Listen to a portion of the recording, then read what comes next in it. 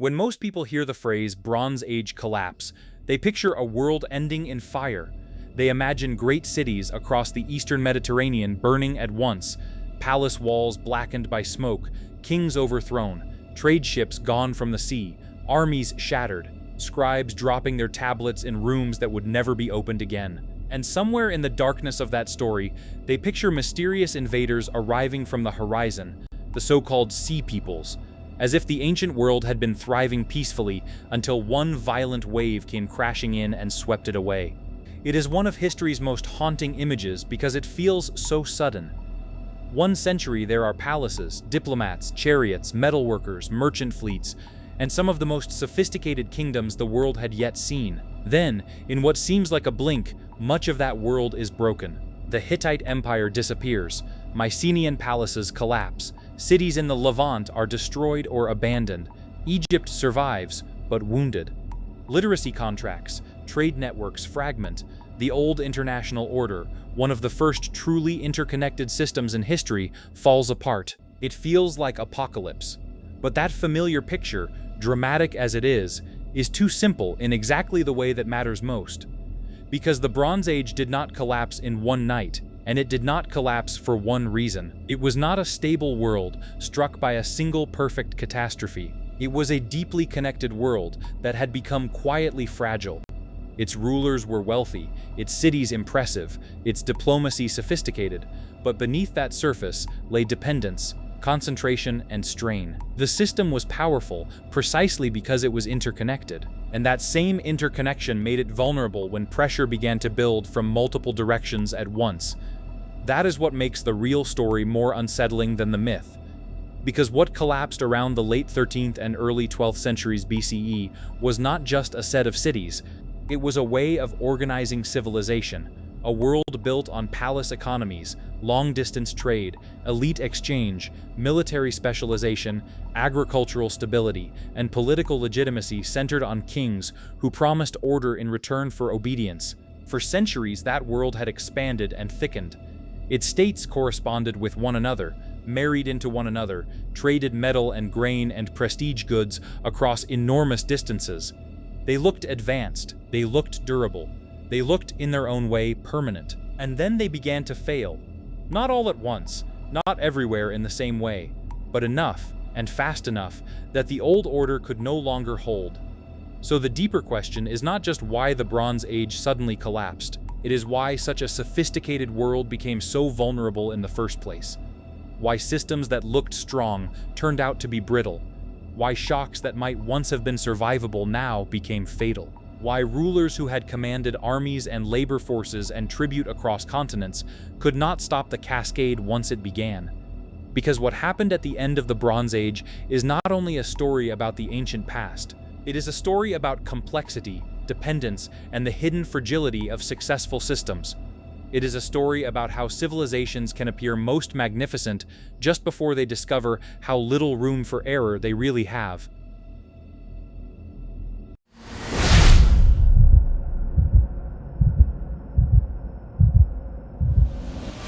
To understand why the Bronze Age collapse was so devastating, it helps to begin with what the late Bronze Age actually was.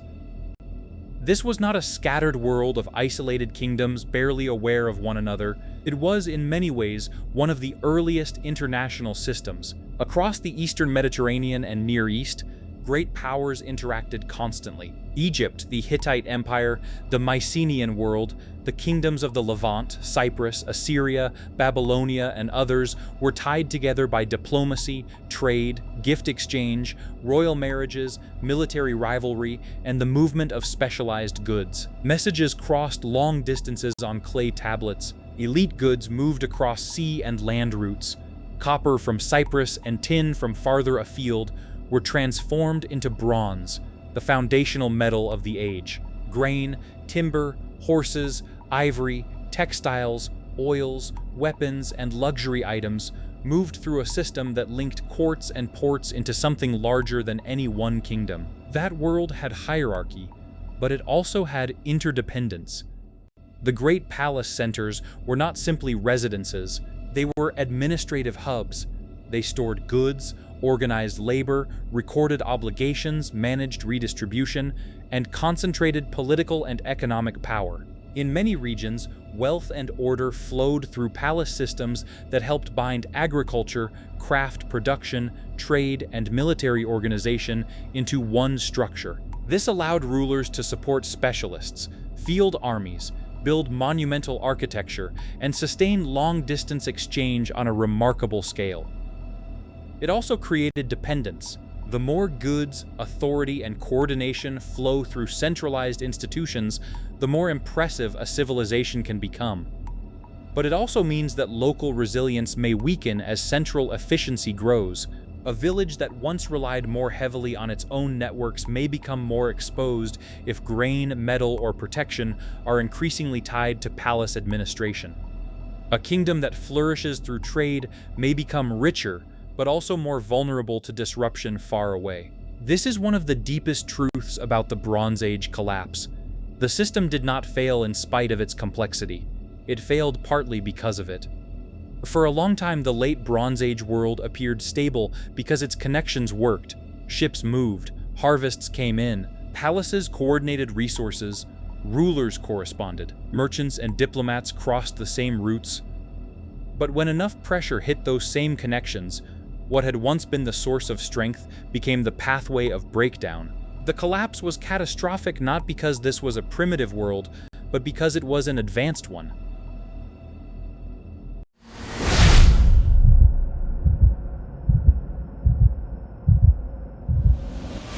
Bronze gave the age its name, and that matters for more than symbolism.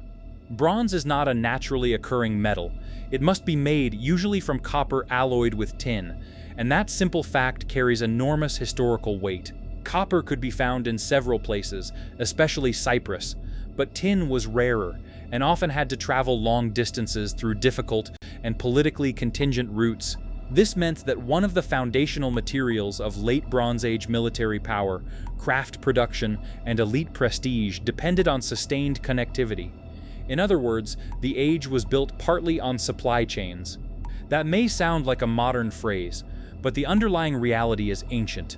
To arm chariot elites, equip soldiers, manufacture tools, and sustain palace economies, states needed access to materials that often came from far beyond their own core territories. This required merchants, transport routes, diplomatic agreements, and enough general stability that cargo could cross sea lanes and inland corridors without being constantly interrupted by war, famine, piracy, or political fragmentation. When the system worked, it was powerful. Specialized production increased. Elite warfare intensified.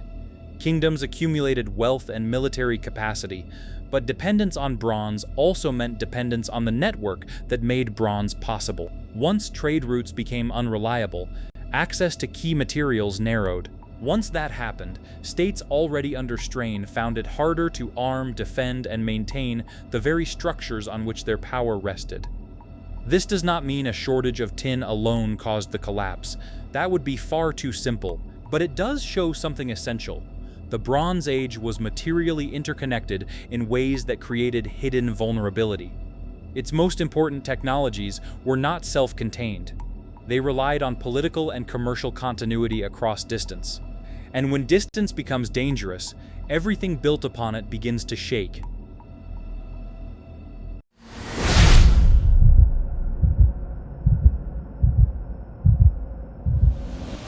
The great palace states of the late Bronze Age were efficient in a specific way. They concentrated decision-making, storage, taxation, labor, and record-keeping. In many places, they helped organize the movement of goods from the countryside into central storerooms and then back out again to support craft specialists, officials, soldiers, and prestige exchange. This could produce astonishing capacity. It allowed rulers to mobilize large projects and sustain elite culture on a scale smaller local systems could not easily match. But concentrated systems often have a dangerous weakness. They are efficient until they are interrupted. A palace that stores grain, tracks labor, controls bronze production, and anchors elite legitimacy can make a kingdom feel coherent. But if that palace burns, or loses access to food, or fails to pay retainers, or can no longer command confidence, The damage is not merely local, it radiates outward. Administrative memory can disappear with a room full of tablets. Distribution can halt, specialists can scatter, subjects can lose faith in the political order that held things together. This is one reason the archaeology of the collapse is so haunting. At many sites, destruction layers are not just evidence of violence, they are evidence of systems losing their central nodes. Once the node is gone, rebuilding is not automatic. The institution that coordinated the world around it may have taken generations to form. Its legitimacy may have depended on ritual, memory, dynastic continuity, and economic function all at once. A burned palace is not just a burned building, it is often a broken political universe. That is why the late Bronze Age world was so vulnerable to cascades. Too much depended on too few centers. Centralization had magnified power, but it had also reduced redundancy. There were fewer alternative structures ready to absorb the shock when the main ones failed. A decentralized world can be poorer and less impressive, but sometimes more resilient. A highly centralized world can be richer and stronger, but more brittle under severe stress. The Bronze Age collapse forces us to see that tension clearly.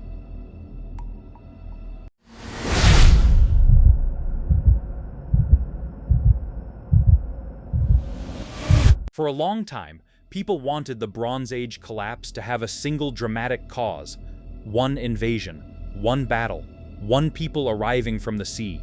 But the more scholars have looked closely, the more the story has widened, and one of the most important widening forces is climate. The late Bronze Age world depended heavily on agricultural stability. Large states, palace systems, urban populations, chariot elites, and craft specialists all rested on the assumption that enough grain and other staples could be extracted, stored, and redistributed. Agriculture in much of the Eastern Mediterranean and Near East was always vulnerable to fluctuation.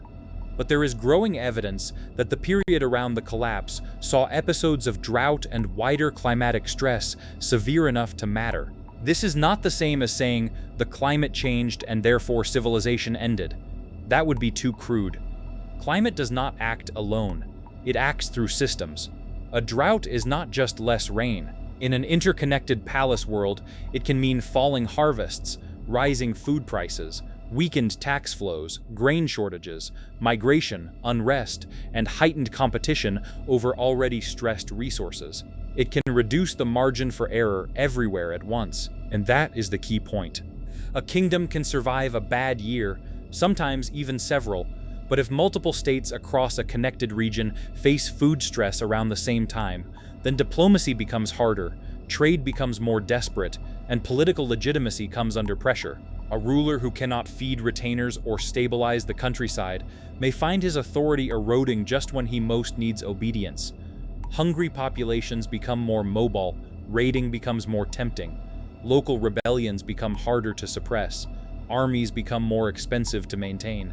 A climate problem becomes a political problem almost immediately. This matters because it helps explain why the collapse could move so widely without requiring one mastermind or one perfect invader. Shared ecological strain can synchronize instability across many regions. It turns what might have been isolated crises into a broader historical shift. And still, climate alone is not enough, because environmental stress destroys some systems and not others. The real question is why late Bronze Age states were so exposed to it. The answer lies in accumulation. Drought or harvest failure did not strike empty ground. It struck a world already dependent on central redistribution, long-distance trade, military competition, and elite structures that were expensive to maintain.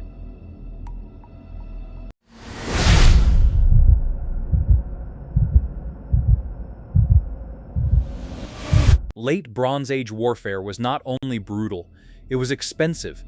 Chariot warfare, which played an important role in elite military culture across much of the region, required horses, skilled craftsmen, specialized equipment, trained warriors, and a social order capable of sustaining all of it. Chariot elites were not just soldiers. They were part of a broader aristocratic system of status and power. To maintain them meant sustaining a whole political class whose authority was tied to prestige, mobility, and military capability. This was manageable in a prosperous, centralized world. But when stress increased, such systems became costly burdens.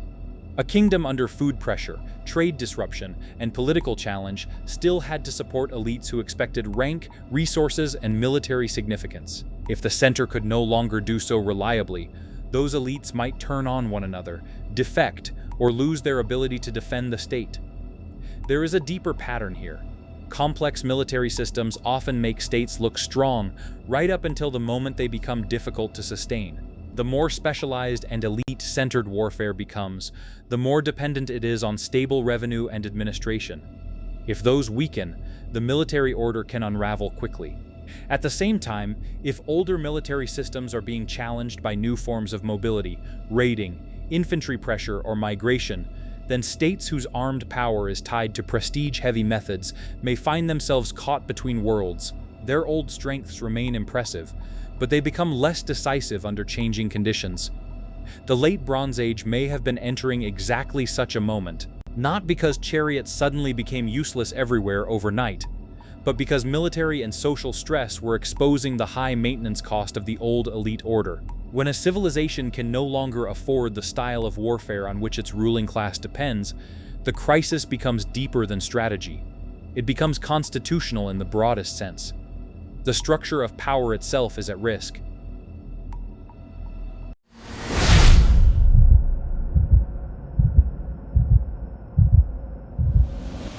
One of the most haunting things about the end of the Bronze Age is that, in some places, we can hear it happening. Letters from the period, especially from archives in the Near East, do not read like voices from a world at peace. They speak of shortages, enemy movements, delayed shipments, requests for aid, political tension, and the constant need to manage crisis. These are not always apocalyptic texts. Often they are administrative, diplomatic, practical, but that is precisely what makes them powerful. A world breaking does not always announce itself in grand language. Sometimes it appears as increasingly anxious paperwork. Rulers ask for grain, officials describe danger, allies fail to arrive, supplies do not move. The system still exists enough for people to appeal to it, but the tone suggests that the old reliability is fading. What had once been ordinary exchange becomes strained. What had once been manageable delay becomes dangerous. This matters because collapse often looks, from the inside, less like sudden doom than like growing difficulty. People at the time do not always know they are living at the end of an age.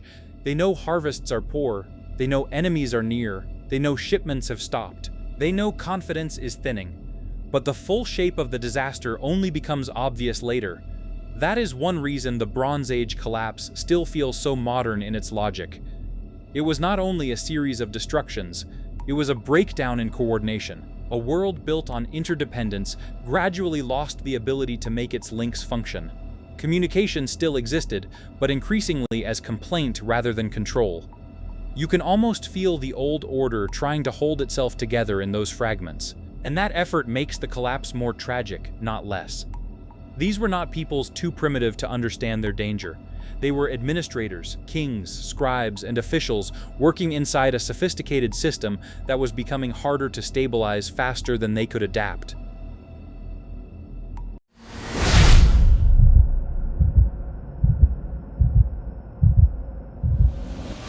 No part of the Bronze Age collapse has captured the imagination more than the so-called Sea Peoples. In the traditional story, they are the answer. Mysterious invaders arrive from the sea, smash civilizations, and vanish into legend. It is a compelling image because it offers the comfort of a clear cause. A world fell because an enemy came. The problem with that image is not that these groups were unreal.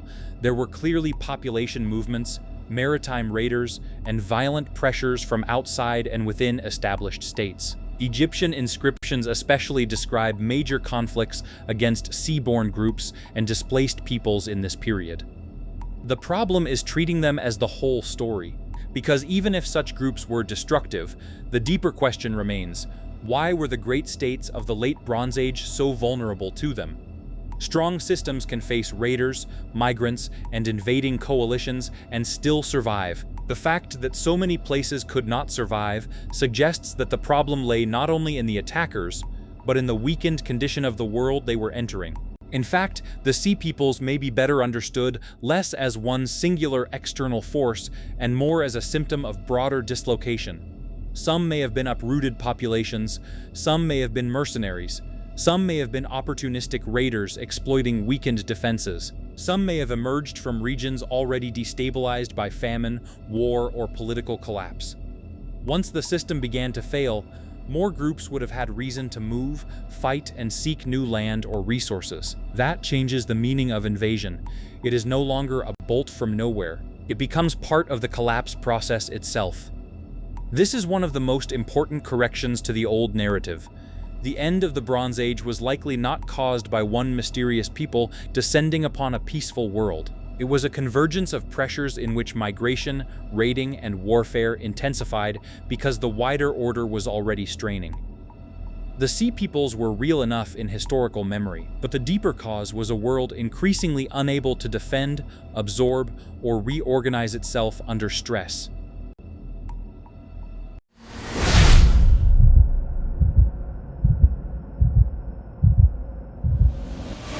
There is another layer to the story, one that has often tempted historians and archaeologists because it is both plausible and dramatic: earthquakes.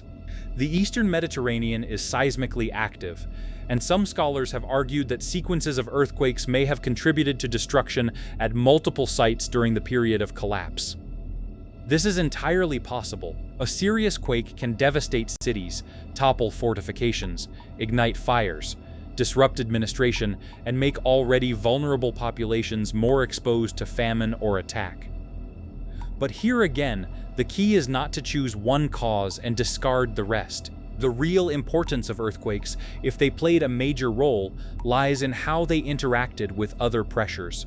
A city already facing food scarcity, political instability, and weakened military capacity will recover from seismic damage differently from a city in a more robust system. The same physical shock can be survivable in one context and fatal in another. This is where the Bronze Age collapse begins to look less like a mystery and more like a stacked crisis. Drought, trade disruption, rebellion, migration, warfare, elite fragility, perhaps seismic damage, all layering atop one another. None has to be universal to matter. They only need to arrive in enough places, close enough together, that the system loses its ability to recover between shocks. That is how collapses become sudden from the outside, while being cumulative from within. The final blows come quickly. The weakening took longer, and once enough disasters stack, each one amplifies the next. A bad harvest weakens state revenues. Weakened revenues reduce military readiness. Reduced readiness makes raids more damaging. Raids interrupt trade. Interrupted trade reduces access to bronze. Scarcity sharpens unrest. An earthquake hits a city already short on labor and food. Recovery falters. Refugees move. Neighboring regions absorb pressure. Another state destabilizes. At that point, collapse is no longer one event. It is a chain reaction.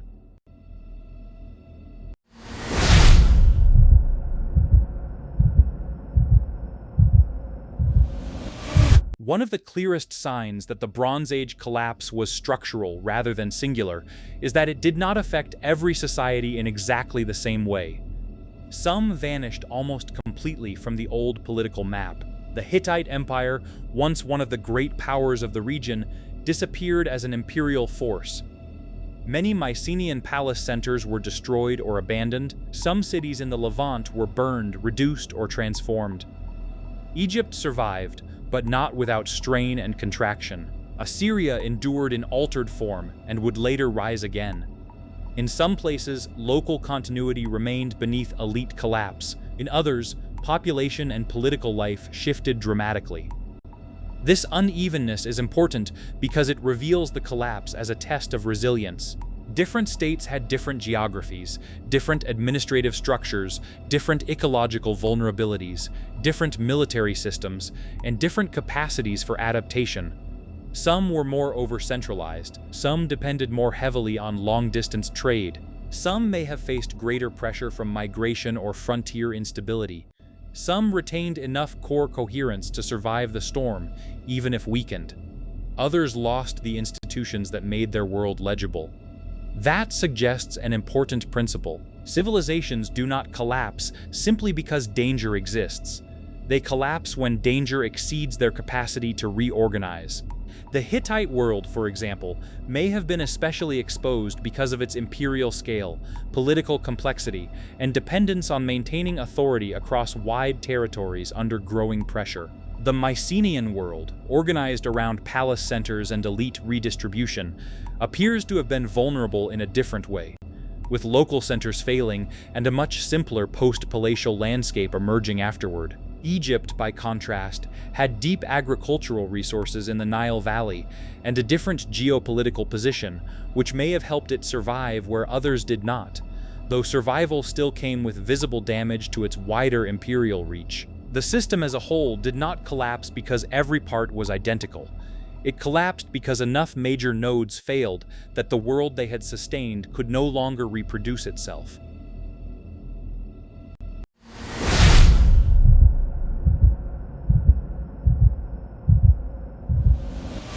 When people hear the word collapse, they often imagine total emptiness afterward. But the end of the Bronze Age was not the end of human life, nor even the end of all cultural continuity. It was the end of a particular kind of high-order civilization across much of the Eastern Mediterranean and Near East. After the palaces burned and trade contracted, people still lived, farmed, worshipped, fought, built, and remembered.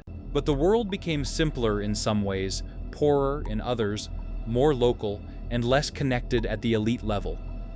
In parts of Greece, writing disappeared for centuries, monumental palace culture faded. International correspondence thinned or vanished. Long-distance exchange narrowed. The old courtly order gave way to smaller-scale societies trying to survive in a harsher and less integrated landscape. This matters because collapse is rarely pure annihilation. More often, it is a reduction in complexity. Networks shrink. Specialization declines. Political units become smaller. Literacy contracts. Monumental ambition fades. Life continues, but with fewer institutions capable of coordinating large systems. And from that reduction, new worlds eventually emerge. In the centuries after the collapse, the Eastern Mediterranean would not remain empty. New powers, new languages of rule, new iron technologies, new political forms, and eventually new empires would appear. The collapse cleared space, but it did so through suffering and fragmentation. It did not create progress in some simple upward sense. It created a long and uneven transition in which many achievements of the old world were lost or broken before others took shape. That is one reason the collapse still grips the imagination. It reminds us that complexity is not guaranteed to deepen forever. Civilizations can forget. Networks can dissolve. Skills can narrow. What seems like normal high culture in one century can become legend in the next.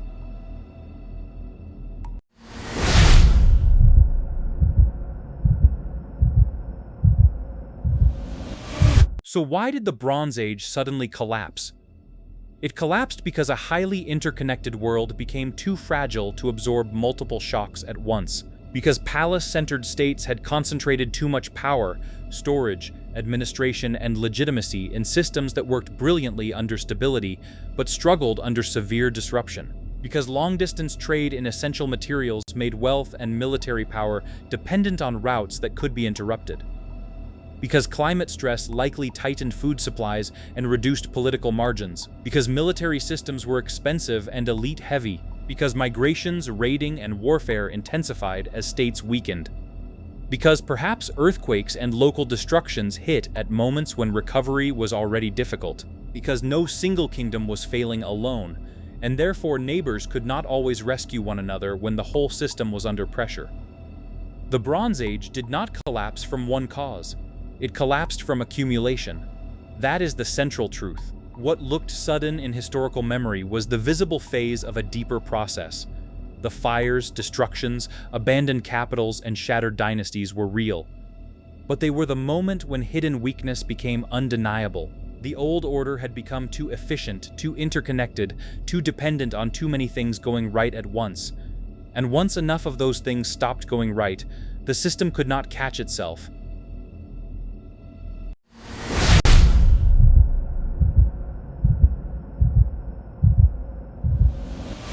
The reason this story still feels so powerful is not only that it is ancient, but that it is recognizable.